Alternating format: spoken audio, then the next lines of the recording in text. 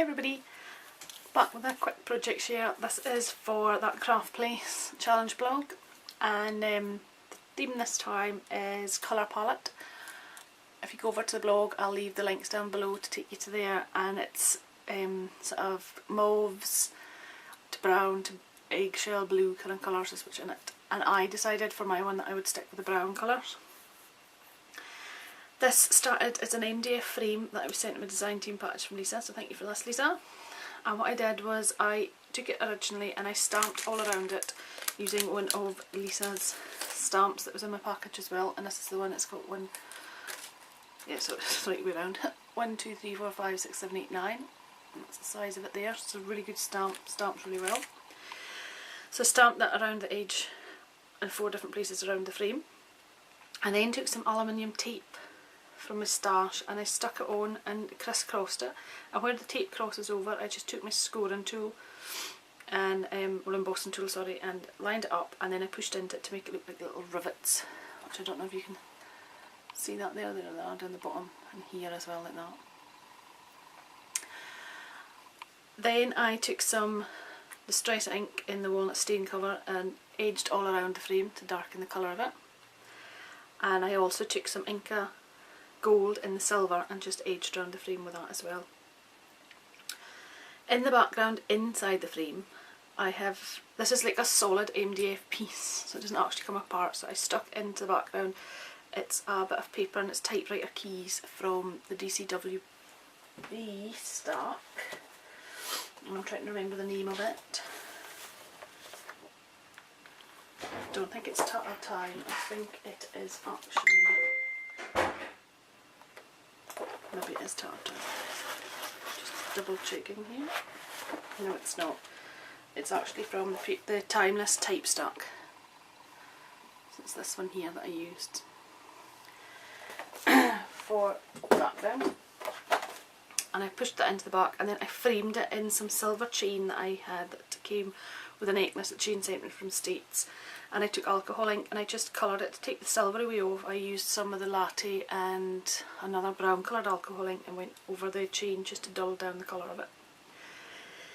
On the top here is a Tim Holtz cog that I actually cut out of a cereal packet, and then what I've done is it's been distressed with some weathered wood, I think it's weathered wood distress ink, and some vintage photo and walnut stain I think, and then it's edged up then with some more Inca gold.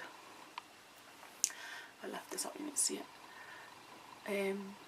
There, some Inca gold in the green and the copper tones, and I think there's a bit of gold in there as well, and then it's dipped in UT then just to give it that nice, it's solid then, so it's got that shine on top of it. I did the same with the one that's in the background here behind the clock face, and stuck them onto the frame as well. These cogs here around the outside are from it's an X-cut set that I have, it's all different cogs, I think there's 11 cogs in a set, so I cut that one out and this one out, and again I've covered them in some Inca gold in the silver colour. These are Metal Gear from my stash, and yeah, I think that's all of them there. Stuck them in here. At this side, this is a clock frame, a clock face even, got frames on the brain, that I've stuck onto the front of that cog there, and then I've used a resin rose just in the centre of it there. I'm not sure how this colour, we have a really dull day today, so the colour here might not be that great, so you can see it there. Took a bit of jute twine and I've just taken it from the back of that cog around the front, and it's underneath this little silver embossed heart, which is a bit of Tim Holtz grunge board, or paper I think it is, I'm never sure if it's paper or board now, and it goes in the front there, and it comes underneath the heart and comes around the back of this cog here and pokes out down the bottom. In the frame here as well I've got a tiny little domino, and I have one of the Tim Holtz memo pins here that is holding a ticket that is just die cut from some white cardstock and says embrace a creative soul. And in behind there, you can see there, I have, this is some of the, it's some trim that Lisa sent me in my design team package as well, so I've popped that in behind the ticket there as well. And then it's just edged again in the, pretty sure that is just, I think it's walnut stain that's in behind there. Down the bottom I've got some more black lace that Lisa sent me, and I put that into sort of fan here, and in the centre of that I've got another Resin Rose that's in the centre down here. Down below that I have got a Tim Holtz pain nib, and it's got thoughts down the bottom. Well, it says thoughts along there even. And here is just some blooms that I had in my stash that I've edged up with some walnut stain, and then just to be a bit different, instead of a flower centre I have got a little zip pool that came off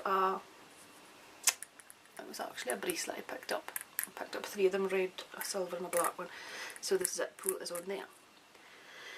The memory pin is actually held in behind the domino, so it's stuck in there to stay.